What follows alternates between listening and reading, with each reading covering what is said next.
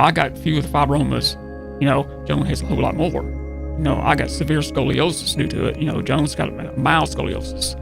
So, it affects everybody differently. Some little kid came up and said something to me. I don't remember. Well, it's the first time he actually stepped in and said something. Well, it's time for Mid-South Viewpoint. Good afternoon. Hi, I'm Byron Tyler. I want you to meet cousin Larry. Larry Hollis is in the studio today with his wife, Joan. We just got acquainted within the last couple of years through one of our cousins. Cousins Finding Cousins. Eileen Knobloch is a fanatic when it comes to finding out genealogies. And through her research, she discovered that Larry Hollis was related to our family.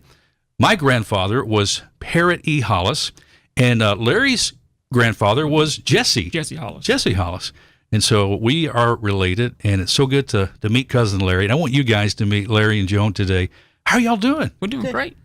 Doing great. Okay, now, Glad to be here. Do you live in South Haven? Horn Lake, Mississippi. Tell me about your family. I have a sister who lives in Columbia, South Carolina. I am married. Both my parents have deceased, but I am married. I have 2 daughters and 2 grandsons. And one daughter lives in Horn Lake, and my other daughter lives in Arlington, Tennessee. So they're doing great. And you've got some grandchildren too, don't you? Yeah, 1 4, 1 7. Wow, congratulations. Nothing like having grandkids. I'm proud of them. I know you are. And Joan, this area of the South, I know you don't like heat. No. And this is not home for you. This is not home. Tell me about where you grew up. My ex-husband was military, but I grew up in Schenectady, New York. And I lived in many different places: Germany, New Jersey, Pennsylvania, Maryland.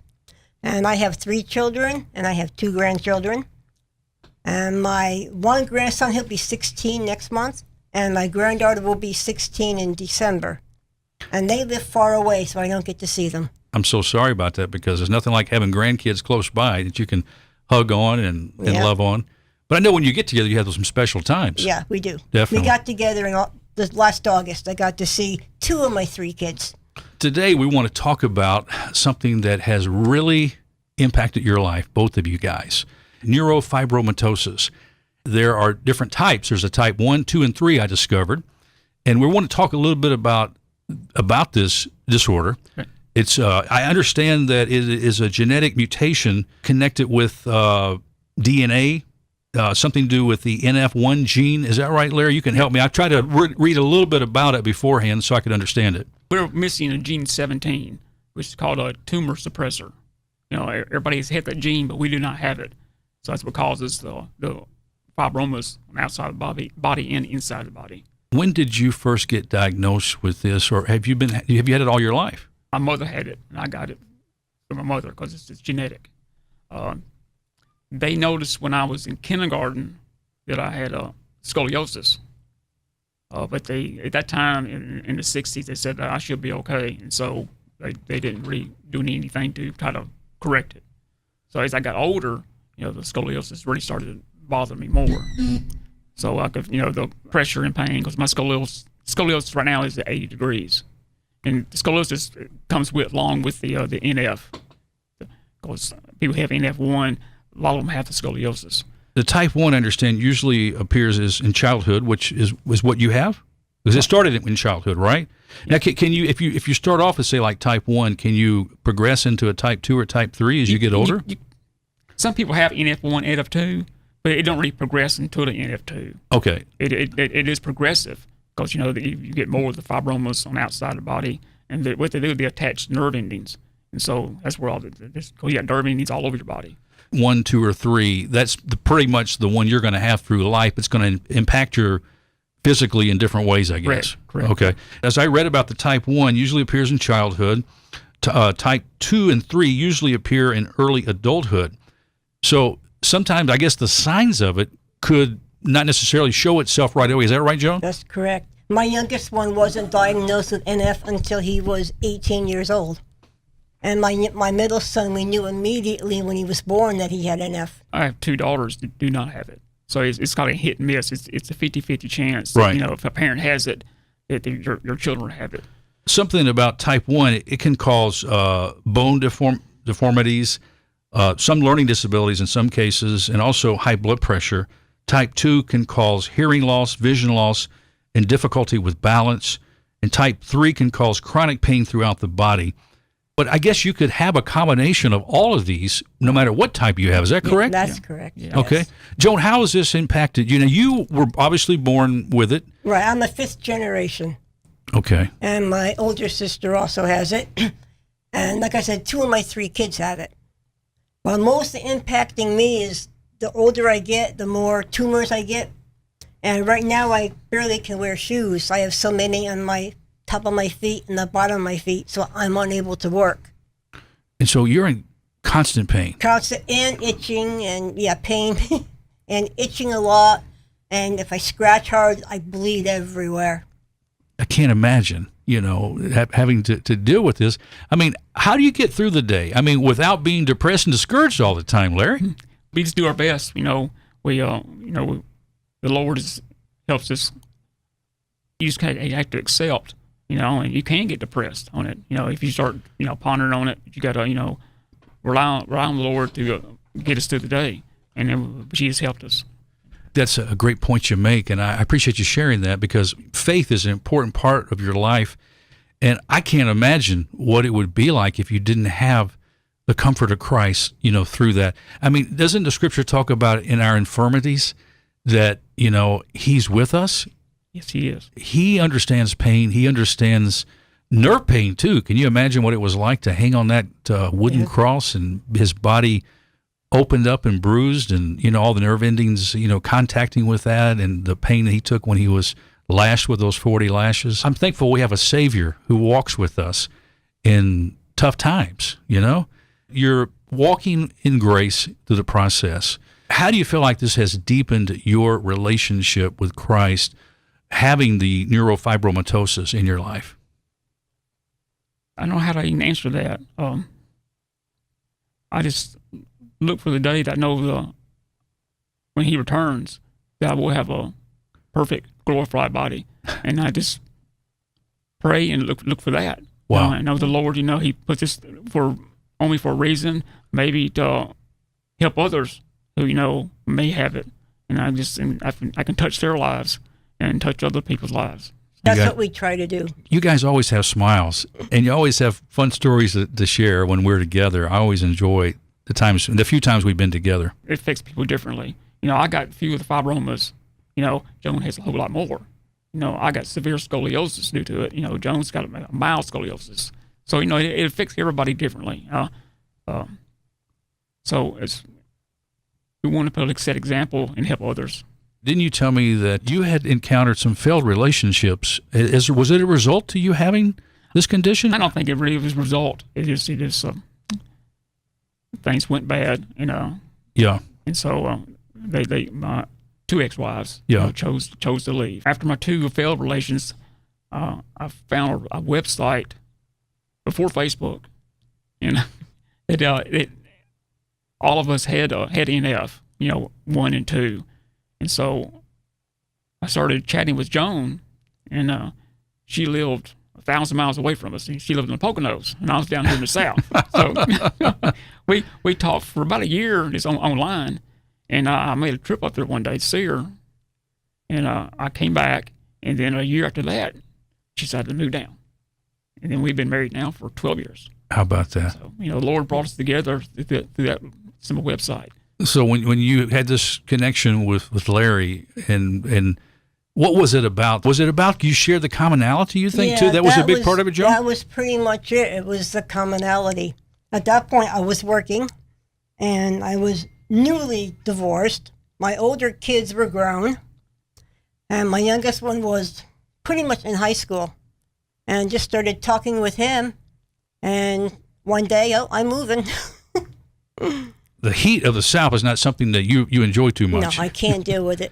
I say it gets to about 80, I'm fried. I'm done. You spend a lot of time in the house? A lot of time I got my ceiling fan, my pedestal fan, the AC. I don't get out too much in the heat. Also, heat makes the tumors swell. You having more tumors, how often? I mean, when you wake up in the morning, are you constantly seeing new ones, or is it over a period of? It depends. It's progressive. It's slow. But I can see in the heat they do swell, Yeah. and heat can bring out more. And stress. And stress. Stress yeah. can bring them out. So I try to, you get stressed, you can notice a few more will seem to pop out. Well, I sure hope that I didn't stress you guys too much waiting in the lobby. No, when you were we here. had a good time with your help out there. So. Aretha's a great lady. Yeah, she knows all about NF now, too. So. Yeah, you were giving her an education. What's it like to go out in public? It's tough. It is tough. The stairs. Usually it doesn't bother me, but sometimes it does. But like I said, I grew up. My mom had it more severe than I do. My mom was severely covered in the tumors, so I was used to the stairs and the comments. But some days are worse than others. Well, I think a lot of people get the idea that it's contagious, and so they try to stay clear, and wish more could be put out there like today. But the NF is not contagious, it's genetic. We're born with it. So, has there been any situations, Larry, where you've encountered somebody in public that you've been able to maybe turn their thoughts around, or they maybe have asked you, very times. very openly and tried to understand what you're dealing a with? few times they ask, what is this? You got bumps, and I try to explain to them what it is. Yeah, kids call it chicken pox. Yeah. Maybe kids might even be a little, of course, I know that they're very curious by nature. Children are. Yeah, they're not as negative as some adults are. They're more loving, than scared. Just adults sometimes just get this idea that it's that we caught something. They don't want to catch it, and so. And there was one time a few years ago I had a large tumor inside of my nostril, and it literally covered the whole nostril, and I couldn't breathe, and I was snoring horribly. Oh, big time. Yeah, she was snoring. Big time. I could not breathe. So I went and had the tumor removed. And I had it packed, and we were in the grocery store. And some little kid came up and said something to me. I don't remember. When it's the first time he actually stepped in and said something.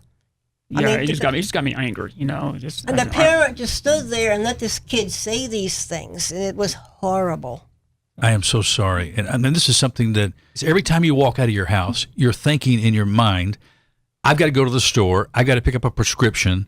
I want to go out to eat just to enjoy being out. Well, we had a couple that got up and walked away. We sat at another table, and they moved. So then we sat down and went to another table. So. That hurts me so bad to think about. There's this stigma, and that you guys have to live with. Well, even Joan, it was several years ago before had to quit work. She was at a place to put an application in for a job, and the manager flat out asked her, "Are you contagious?" And so we just I think she just ended the. They just walked out. She just ended the and right there she just got walked out. She was insulted by him, even asking her, "Are you contagious?" Medications, does it help relieve anything? Does it slow it down? It eases the pain. Eases the pain. Yeah, and of course the medications have their own side effects. Yeah, it does. Sometimes it makes you more tired. Some make you sleepy. So, but I kind of got used to them now. I've been taking them for about 20 years.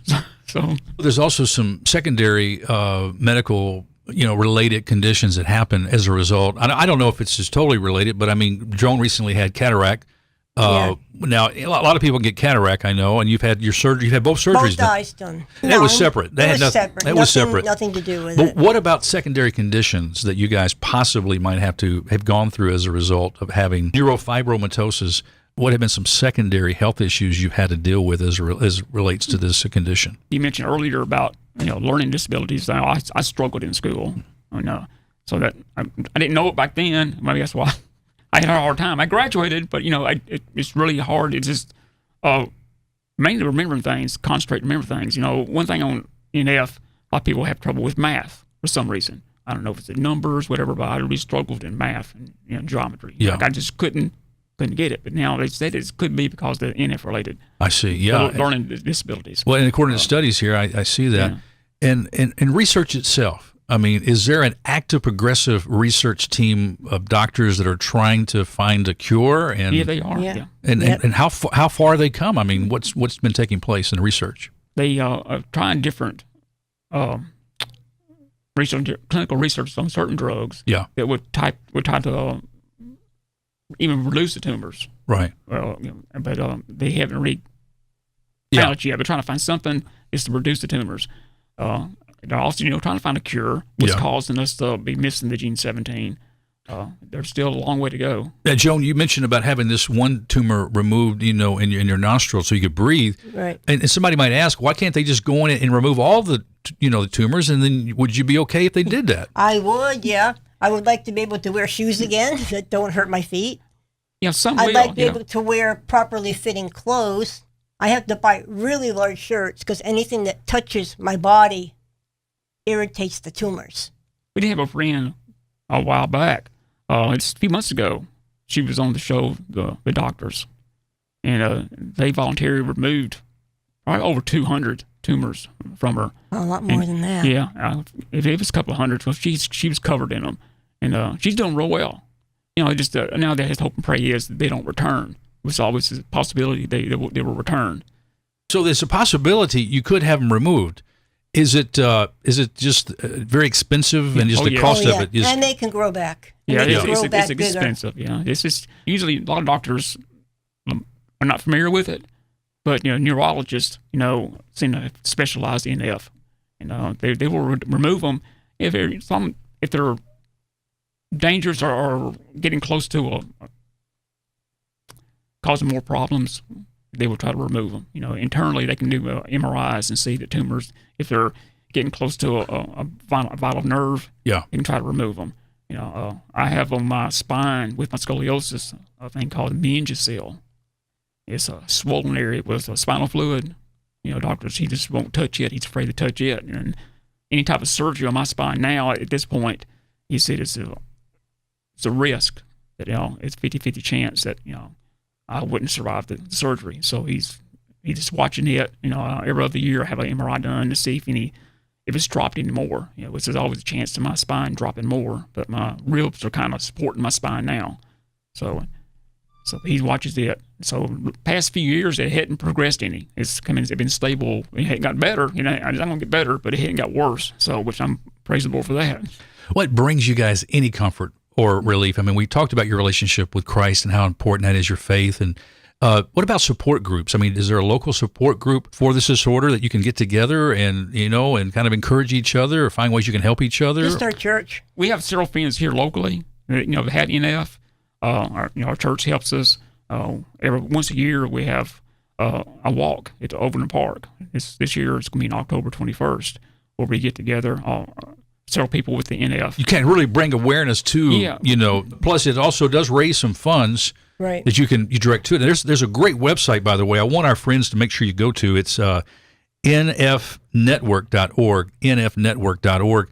And there's a wealth of information on that website and videos and other information, too, that I feel like it would be good for our friends to be informed about. That's great, yeah.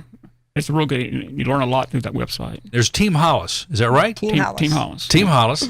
And that's the team that's going to win this year, Sure. October. Absolutely. And so we've got some time, but even now we can get our friends to think about signing up. If folks want to help be part of the October event to help either come out and walk or to make a contribution financially, what should they do? Yeah, they can either one. They can go to nfstrong.org and click on events, and they have several events that are going on across the country. And they'll see Memphis, and I think it has a Bill Street emblem on there. You click on Memphis. And it leads you to either donate or join a team, Team Hollis, or you can create your own team. Okay. However they wish. Well, we're great to see everybody out there. It's going to be a fun time. And I want to do everything I can to actually come out this time, and walk. I got to get in shape. It's not a long walk. I think it's maybe a mile. So, it don't take long to do it. So, There's some fun activities associated with it, with the walking. It's good. It's a great event to bring the kids out to. Yeah, we have usually have a raffle table. People bring things to donate, and then the tickets are like $1 each, and that helps generate money to help spread awareness, and hopefully one day we'll find a cure for this. We sure pray so, and we know it's possible. We just keep trusting that these doctors and God's help too can come up with something that would make this just a thing of the past. Yeah, They just got to create a gene 17 that we all can have, and that will suppress more tumors from coming. Well, Joan, genetic research has made such great strides in cancers. And that's another thing we haven't talked about. Typically, these tumors are not cancerous. Is that right, Joan? They typically no, but they can. They can turn to cancer. We've lost a lot of friends, even this year alone. Maybe 10 this year alone that they turned to cancer. So you really have to watch those then. And some have been children. And most of those children, I believe, had NF2, not NF1 like we do. But yeah, they can turn to cancer, so you have to watch them very closely. A lot of them will affect the brain, and then it'll attack a vital nerve, which which takes their life. So, even a young age. Wow. I just appreciate you guys being so transparent. I know it hasn't been, easy. We've got cameras all around this room. We're going to put this on a podcast on my YouTube channel because I want our listeners to really see the life that you enjoy despite dealing with such, adverse physical conditions. I love to see the post with you guys with the grandkids, What do you enjoy most, Joan, around the house? You have a hobby or something you like to do? I actually just... I play video games, pretty much. That's about it. And I watch Fox News. Okay. What video games do you like to play? It's a Facebook game I play called Slot Mania. That kind of helps pass some time? Yeah, and I watch Fox News, and I yell at the liberal media, which drives him crazy. But and I try to watch sports occasionally. You have a special sport team you like to watch? NASCAR. NASCAR. Wow. Well, who's your favorite driver? Carl Edwards, but Who was your favorite driver? He was my favorite driver. Carl Edwards retired, so now I don't have one, but I still like to watch it.